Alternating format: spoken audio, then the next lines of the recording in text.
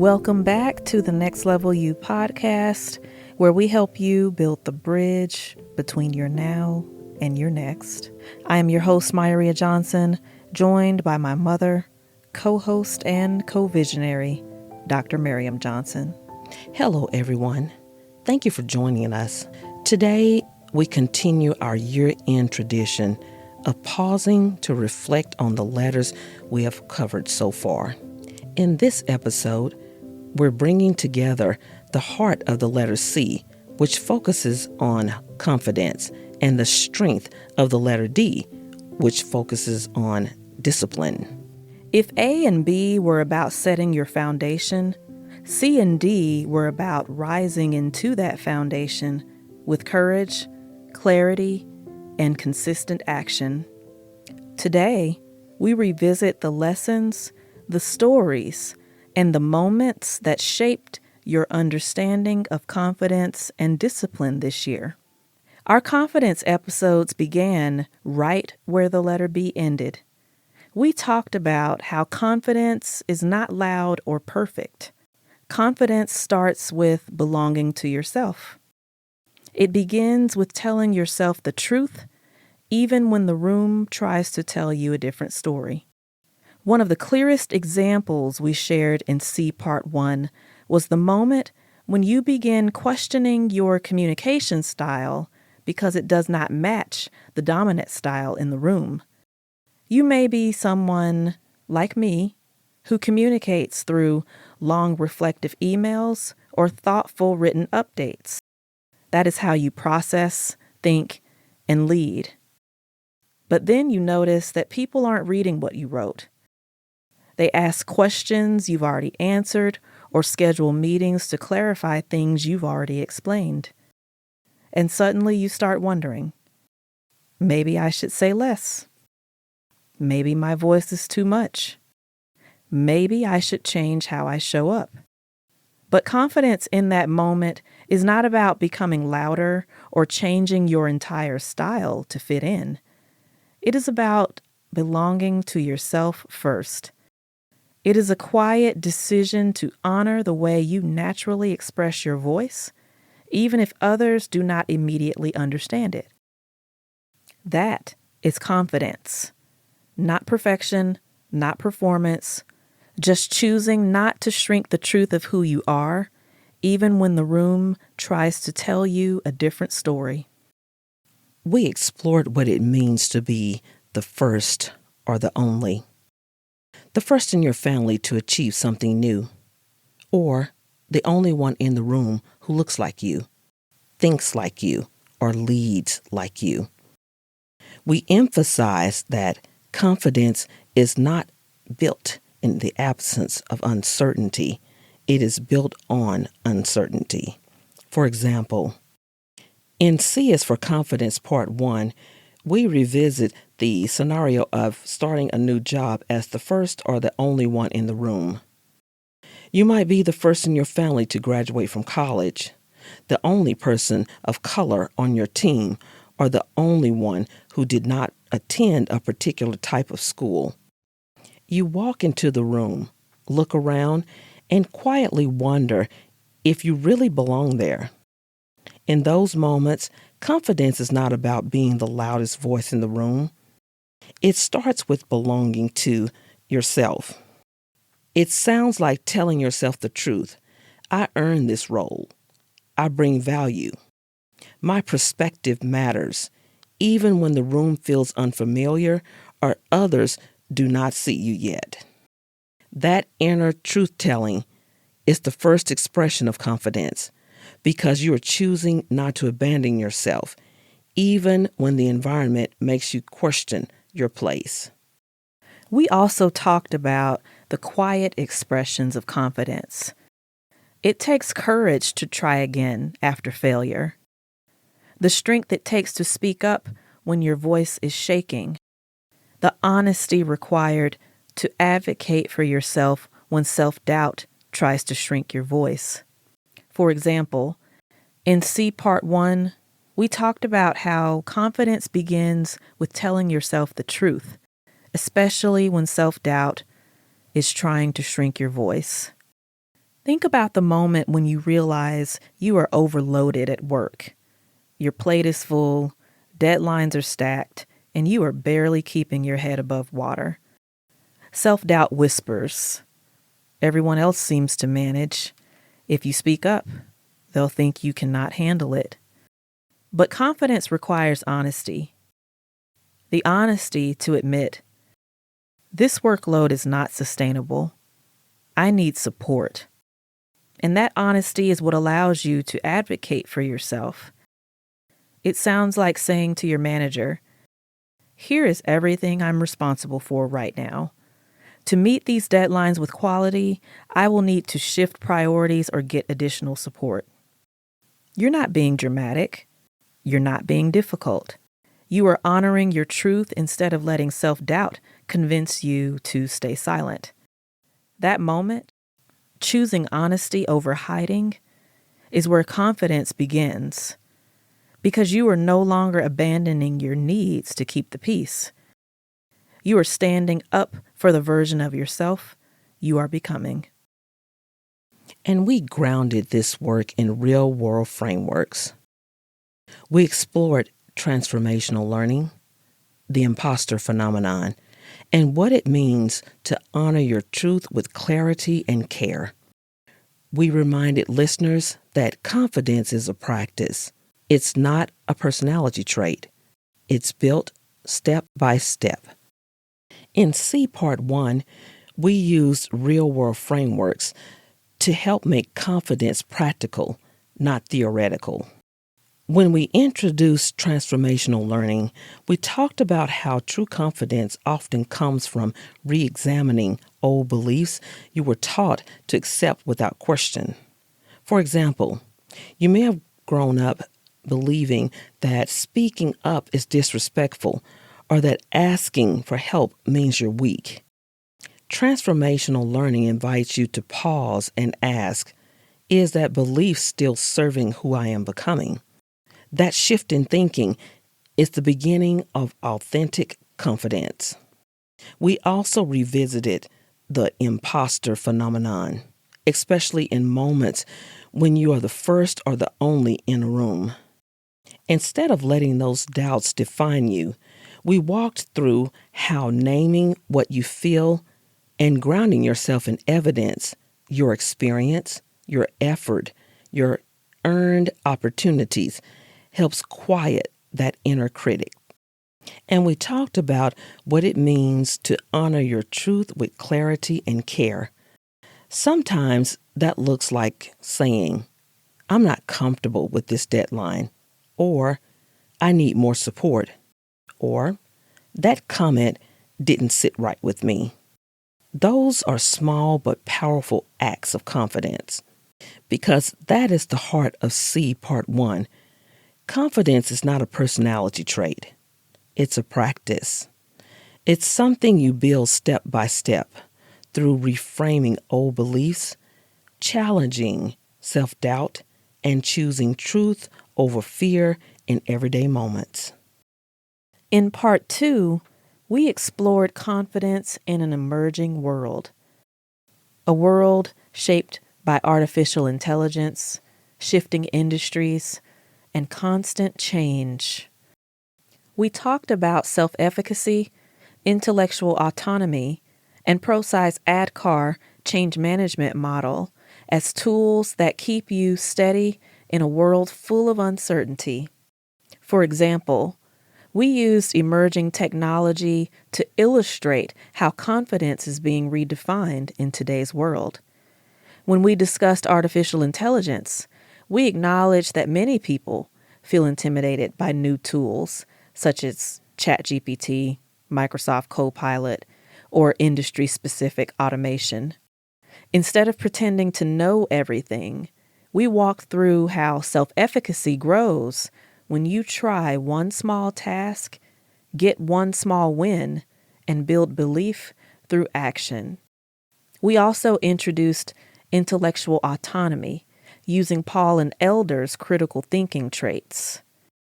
In a world filled with misinformation and nonstop opinions, confidence means being able to pause and ask, Does this make sense? Or what evidence supports this? It is the courage to think independently rather than being swept up in trends or groupthink.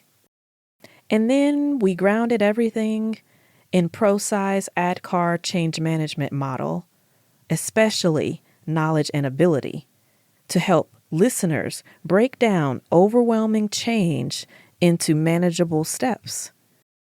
Whether you are learning a new AI tool or navigating a shift in your industry, ADKAR showed how building knowledge and practicing new skills steadily increases confidence over time.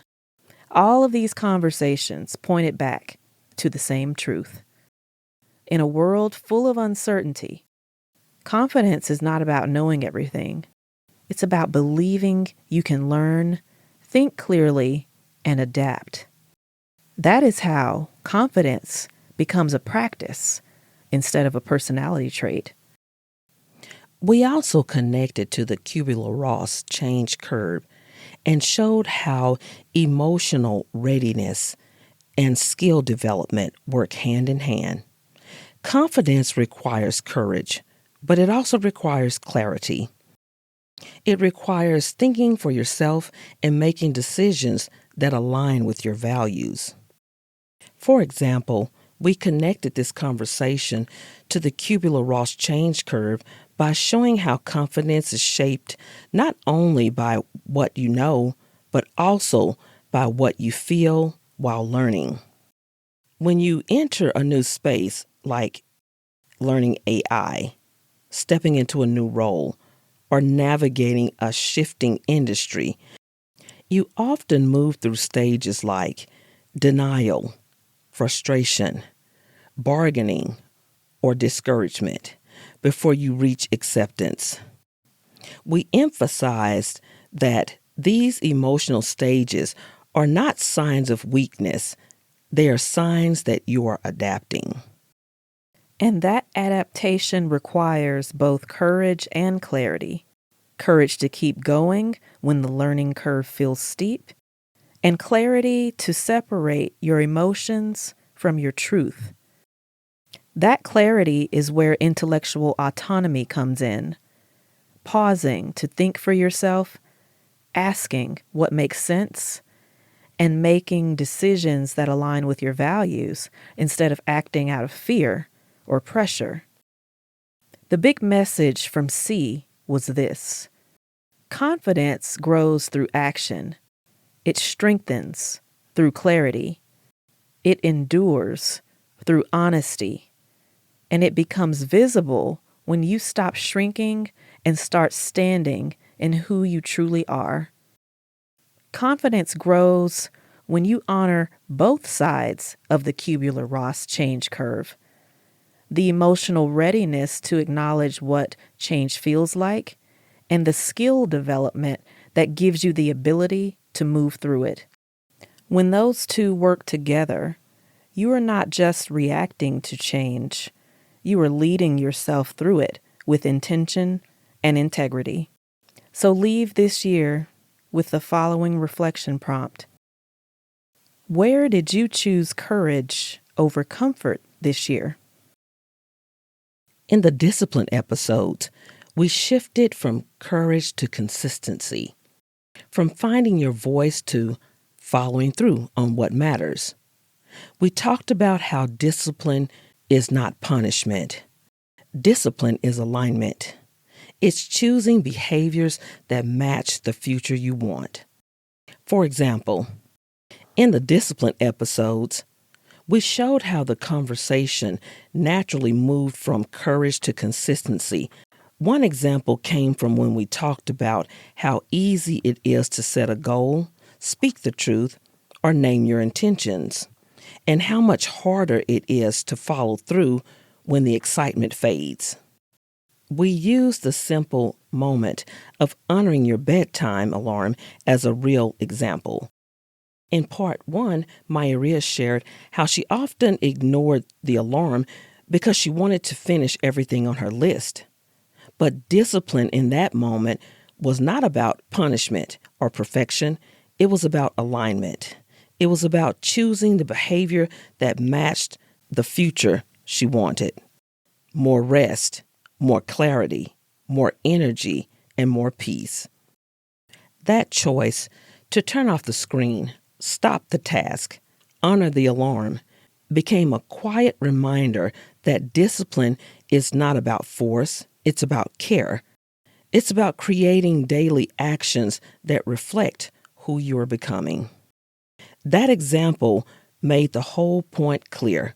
Confidence helps you find your voice, but discipline enables you to follow through. And discipline is not about pressure. It's about choosing again and again the habits that support the version of yourself you're growing into. We talked about the small decisions that shape discipline. Going to bed when you said you would. Honoring your boundaries. Drinking water when you would rather grab something else. Showing up for work when motivation is nowhere to be found. These small decisions are what build trust in yourself. For example, choosing to pause before reacting. Instead of firing off a frustrated text or email, you take a breath, reread your message, and respond with clarity instead of emotion. That quiet pause is discipline. It protects your peace and your relationships. Doing the hard thing first, starting with the uncomfortable task on your list rather than avoiding it or pushing it to tomorrow. Finishing that task is a vote for the person you are becoming. Preparing your space before you begin. Cleaning your desk, organizing your notes, or setting up your materials the night before so you do not waste energy getting started the next day. It is a small decision that makes big decisions easier. Being honest with yourself about your limits. Saying, I can't take anything else on right now, instead of overcommitting. Discipline is the courage to protect your capacity. Choosing 10 minutes over 0 minutes. 10 minutes of journaling, praying, meditating, stretching, or reading. Even when it's short, choosing 10 minutes instead of 0 minutes keeps the habit alive. Turning off notifications during focus time. Not because you feel like it, but because you know distraction steals your momentum. Eating before you become overly hungry. Choosing to fuel your body before you get to the point of exhaustion. That is discipline framed as self-respect, not restriction. Reviewing your budget, even when you don't want to. Checking your accounts, looking at your spending, or making small adjustments because discipline in your finances gives you freedom later. Showing up to class or meetings prepared, even when you are tired, even when you feel behind. Discipline is honoring your commitments. Ending the day with order instead of chaos. Putting things back where they belong. Closing tabs or jotting down tomorrow's priorities. It's a small act that creates a smoother start the next morning. We also explored how discipline shapes your identity. Every action is a vote for the person you want to become. Those votes accumulate. They strengthen confidence. They build consistency. They shape your lifestyle, your habits, and your future. We tied these ideas to Stephen Covey's 7 Habits of Highly Effective People. We talked about how proactive choices, clearly defined purpose, and consistent routines form the backbone of sustainable change. And we showed how the next check-in turns motivation into momentum. In part 2, we open the door to a deeper side of discipline, the kind that shows up when emotions are high. The discipline to pause before reacting. the discipline to repair a relationship, the discipline to choose alignment instead of impulse. We talked about emotional intelligence, self-regulatory ability, and restorative discipline. We shared stories about responding with care instead of reactivity. Moments where discipline was not about control. It was about protecting your future from your temporary feelings. The big message from Dee was this: discipline is how you turn intentions into identity. It's how you build trust with yourself. And it's how you honor your goals, your relationships, and your values with consistency and courage. So leave this year with the following reflection prompt. What is one discipline choice from this year that made you feel proud? Confidence gives you the courage to begin. Discipline gives you the structure to continue. Confidence helps you speak your truth. Discipline enables you to follow through on your truth. Confidence gets you in the room. Discipline keeps you aligned once you're there. Together, C and D form a powerful pair. Confidence without discipline fades. Discipline without confidence becomes rigid. But confidence and discipline together create a sustainable, meaningful momentum aligned with your next level. Let's close this recap with a next check-in you can carry into the new year. Notice, where's your confidence rising and where is it shrinking? Where's your discipline steady and where is it wavering? Evaluate. What thoughts, habits, or environments are shaping those responses? What do they reveal about what you need? Experiment.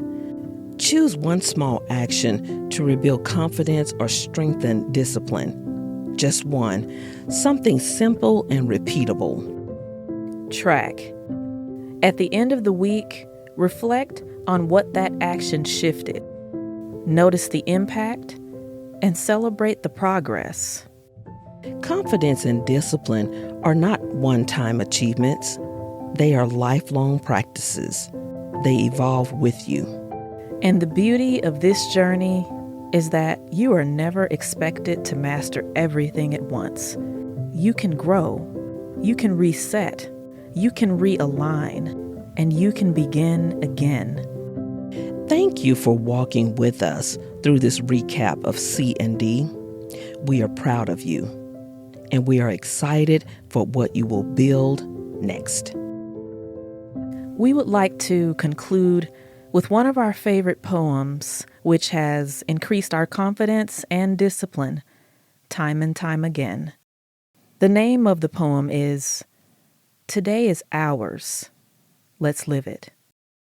Today is ours. Let's live it. And love is strong. Let's give it. A song can help. Let's sing it. And peace is dear. Let's bring it. The past is gone. Don't rue it. Our work is here. Let's do it. The world is wrong. Let's right it. The battle is hard. Let's fight it. The road is rough. Let's clear it. The future is vast. Don't fear it. Is faith asleep? Let's wake it. Today is ours. Let's take it. Thank you for listening. Be sure to subscribe to the Next Level You podcast on platforms such as YouTube, Apple Podcasts, Spotify, Audible, or Amazon Music. Check our show notes for details. And if you want to dive deeper into the concepts we covered in this episode, follow us on Instagram, Facebook, and LinkedIn by searching Next Level You. That's NEXTLEVEL and the letter U. Look for our bridge logo, and we'll see you soon.